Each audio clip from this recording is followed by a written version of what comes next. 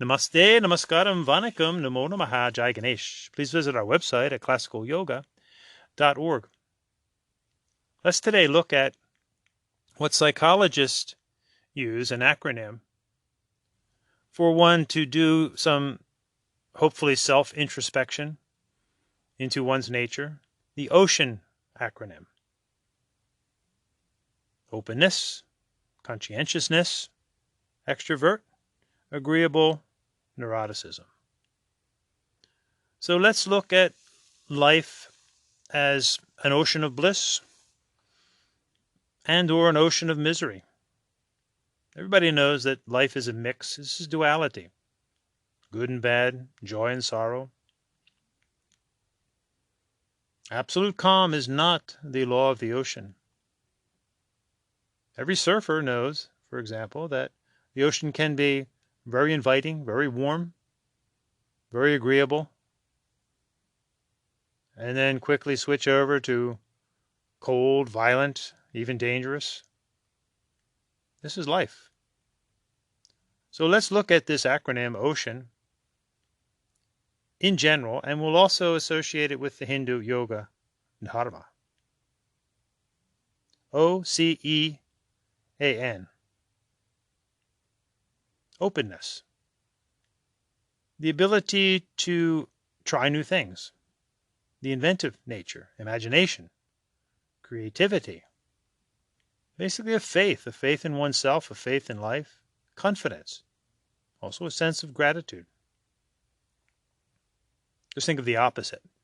Being scared to try new things, having little faith in oneself and others, lacking in confidence, lacking in gratitude, which is thankfulness.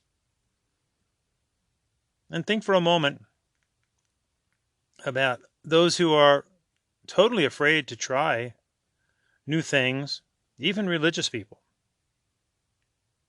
Imagine, for example, in the scenario where one goes to quote-unquote heaven and they meet up with their deity or deities,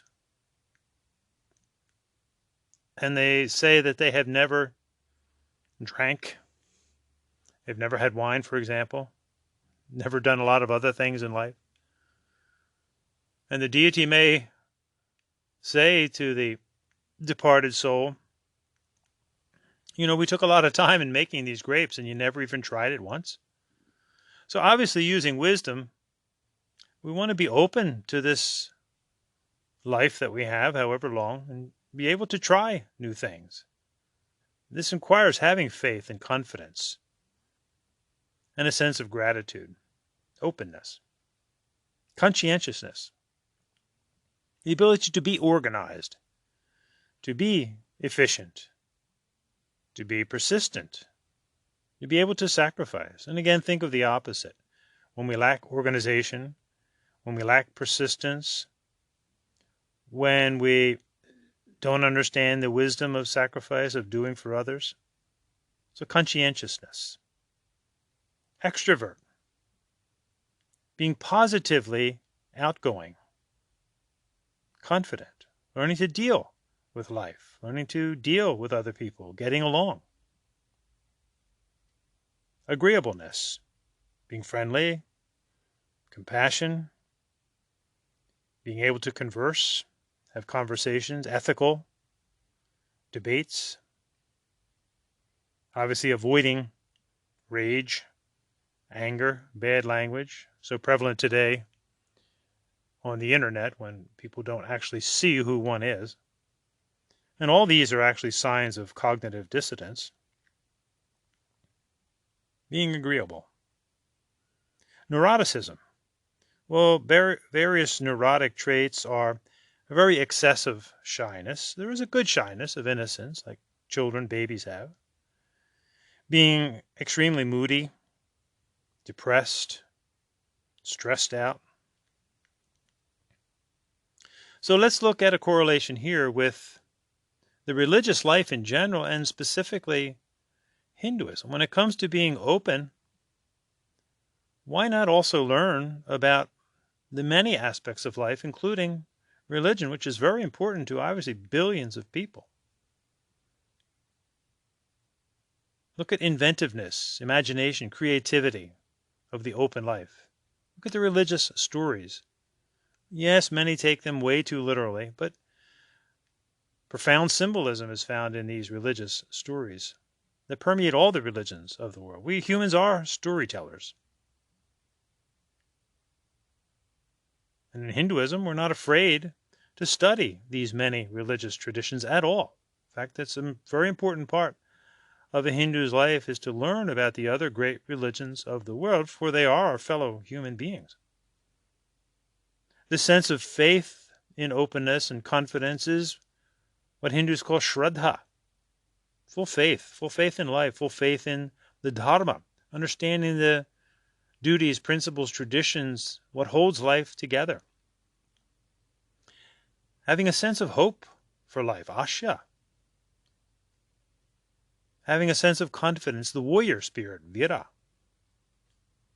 And having a sense of gratitude or thankfulness, Dhanyavadaha. And this we employ in our GPS, gratitude, persistence, and sacrifice. We find persistence and sacrifice in being conscientious. Organization, efficiency. All religions have their organized codes of conduct. In the Hindu yoga religion, we have the yamas and the niyamas, an ethical code of conduct. A cursory study of the Hindu religion shows that in all areas of this religious cultural life, one studies methodically for decades to complete their art, their dance, their music training, all with religious overtones. And the religion itself. Typically one studies as a brahmachari, a student, for 12 years, and continues to study their whole life. We speak about pade, take things step by step, and sutra, thread by thread. Dosa drista mahor muhuha, see our defects again and again. Be conscientious, persistent, sacrifice. Yajna is the Sanskrit Hindu word for sacrifice, which means sacred doing, which is also the yoga that is Hinduism. Remember, yoga is the sacred doing of the Hindu Dharma. It simply means to yoke to one's Atmana and Brahman, Yujatman Brahman Cha. Extrovert. Learning to be outgoing. Hindus greet each other, greet the world with namaste. Reaching out to the whole world, recognizing that we are all souls inherently with obviously specific bodies, minds, and emotions.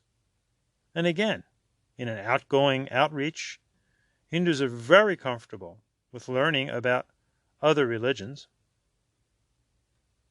Vasudhaiva Kutumbakam. The world is one family. Now, we have to be careful with this one.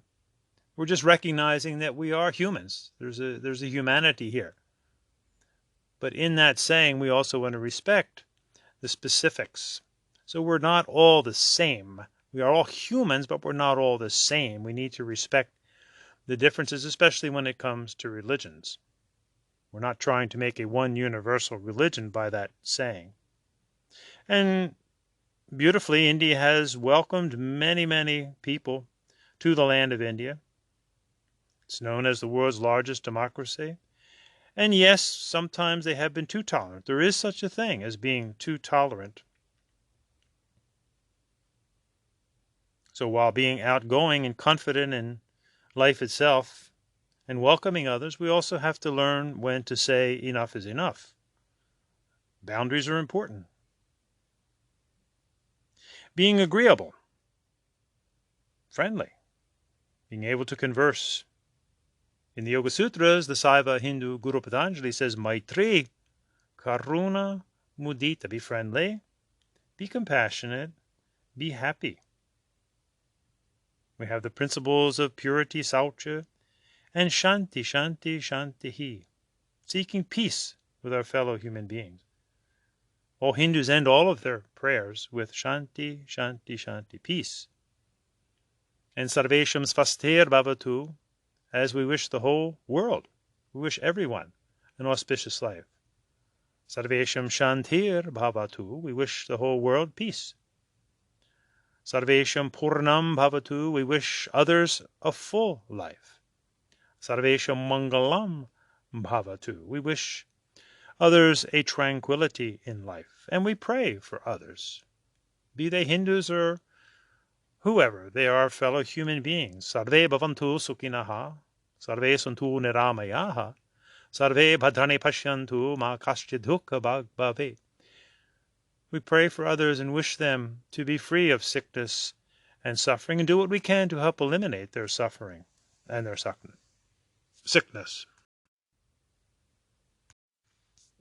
And finally, to help curb our neurotic tendencies that we all have to one degree or another at some point in our lives, the moodiness, the depression, being stressed out. This is really precisely where religion is supposed to come in. Yeah, we make mistakes. We're all humans. But religious life is about trying to understand, relink, religio, who we are, body, mind, emotions, and ultimately our soul experience. This is where a lifestyle comes in. And remember, all religions are lifestyles to their adherents in one degree or another. And in the Hindu Yoga Dharma, this is our lifestyle. Daily we try to practice Karma Yoga, ethics and selfless service, Bhakti Yoga, Hindu devotions, Raja Yoga, Hindu contemplations, Gyan Yoga, study, an internal study, or the inner awakening, Gyan Yoga. And we do Hatha Yoga for our physical body, and also it's worship of our spiritual deities in the Hindu Yoga Dharma. We do Mantra Yoga, our Hindu chants, and Japa Yoga, Hindu chants on beads, and Nada Yoga, Hindu devotional music. All of this helps to alleviate any neurotic tendencies. Religious gatherings themselves are very energetic, very elevating. Shakti, Shakti, Shakti. We use this word for energy, the energy that's increased in a wholesome atmosphere, a wholesome community atmosphere. And remember that true to the heart of psychology, often forgotten, psyche originally means the soul. It is from the soul perspective that all of this starts to become very clear. Sometimes it's very difficult to, using the mind, clear up the mind. Sometimes we need to take this objective view, which is only done from the soul's perspective when it can perceive the body and the mind and the emotions. So when we look at this ocean, openness, conscientiousness, extrovert, agreeable, neuroticism, we want to jump into life. We want to learn, as the quote goes, swim in the waters of life. Swim in the waters of tradition, not drown in them. So don't just stand on the beach and watch life. Jump in, but learn to swim so that we don't drown in the ocean. And importantly, the ocean is not just what's on the surface. It has deep depths that we can dive into. This is true introspection. In the Rig Veda, Hindu Samudra Idayarti Vayu Bhir. The Hindus were speaking to each other, saying, with the support of the breath, grab a hold of the cosmic ocean within. Hindu Samudra Idayarti Vayu Bhir.